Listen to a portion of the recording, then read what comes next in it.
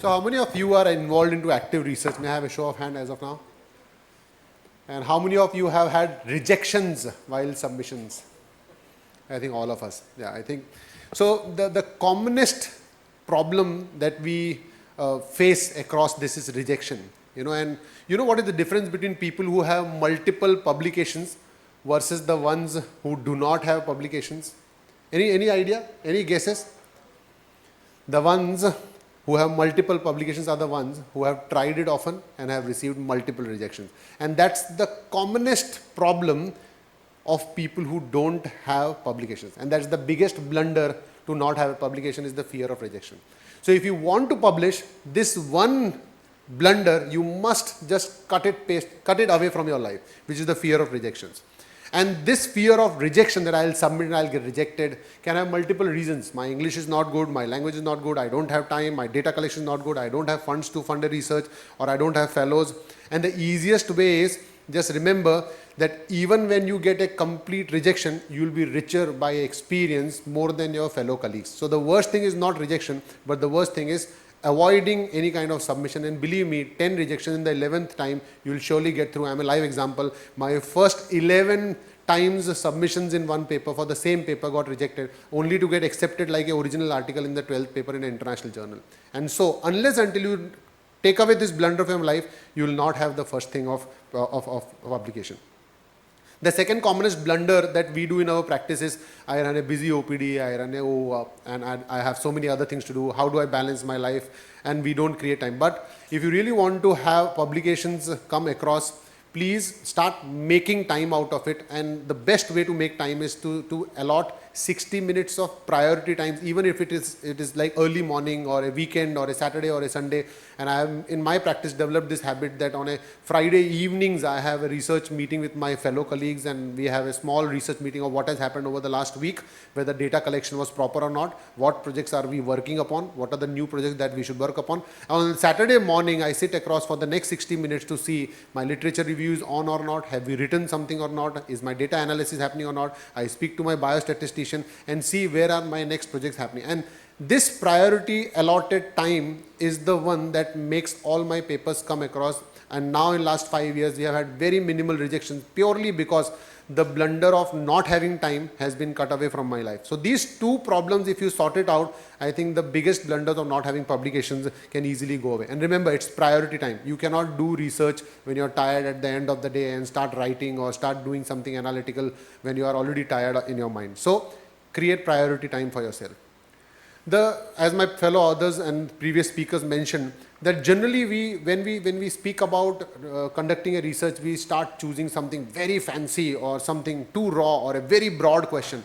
That's the worst thing to start a paper with. If you really want to have your publication go through, get emotionally invested into it, and you will get emotionally invested only into a topic that you see every single day. It can be as simple as reading a particular finding in a MRI, or a comparison of X-ray versus MRI. Can X-rays really help you in diagnosing a particular situation? Is a standing X-ray better or a flexion extension X-ray better in checking instability? So something that you see on a daily basis, something that you are really invested into it, only those topics with a very specific question that lingers into your mind makes the right topic for your research. You cannot be doing a robotic analysis of pedicle screws when you are actually doing one in a year just because it is in trend or it is something that gets better accepted. Believe me, it's a recipe for rejection. So have a clear research question, and not having a specific, clear, daily, emotionally invested question is a beginning of failure right at the beginning. Now, once you have a question in your mind that you really are getting lingered upon, that I want an answer to this, the first and foremost thing, even before designing your studies, go and find out whether there is already an answer to which you are not aware about. And this comes by a thorough literature review. Just put in those keywords on Google. Nowadays, Perplexity and so many AI tools are there which will tell you what already exists. But mind you, what already exists is not a deterrent to you doing the same research to come to a same conclusion or a same answer in the same manner. It is completely okay, but you should be aware that this particular question had been answered in this particular manner in this particular population, and there will be a tiny bit of difference in your paper which you may want to highlight when you do a literature review, when you do write down, and when you do a discussion. And this is the benefit of literature review, so that you don't have an exact question being answered in exact same manner, in exact same population, in exact same parameters, making a, again, recipe for rejection. So a poor literature review at the beginning is again a recipe of rejection. Please avoid that and have a good literature review right at the beginning. Now, if you really want to have a paper accepted in the first go, it has to be heavily creditable, and the validity of that paper has to be really, really high. And that can only happen when your study design, the methodology is very good. For that, you have to have a X amount of number of patients. The power of the study has to be good. The methodology has to be really precise and crisp. That should include methodology right from patient selection, inclusion criteria, exclusion criteria, parameters, results, and data has to be analyzed in a specific manner. Many a times we analyze so many parameters in the methodology that we will be studying VAS, ODI, X-ray, pre-op, post-op, fusion in X-ray, but in results we forget to mention one or two of them. So it's very important that study only those parameters which you are really analyzing and putting it across in results also, because missing one data from parameters into results is an example that your credibility of the paper is very low, or the analyzer is a very poor guy. And that's why overpowered studies are something that really can get you published over there.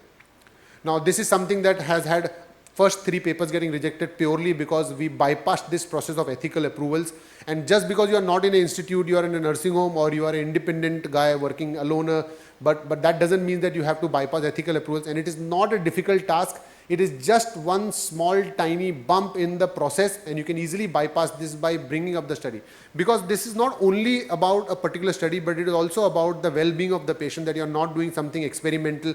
Many surgeons have actually done experimental studies without ethical board approvals and have faced legal actions. And that's why any study you want to do, even if it means experimental, please put it to the ethics board, not only for the publication process, but also for the safety of the surgeon, that you are doing a particular kind of study in particular X number of patients with a control group, and the ethics board will not say no. Believe me, there is no rejection by ethical approval board if you come across with a properly written designed study, and they will always approve it, provided the safety of the patient is not compromised, which is at the pivot of paper acceptance. Data collection errors can happen, but nowadays there are so simple methods, and like we mentioned, there are multiple tools where you can just click a picture of your things.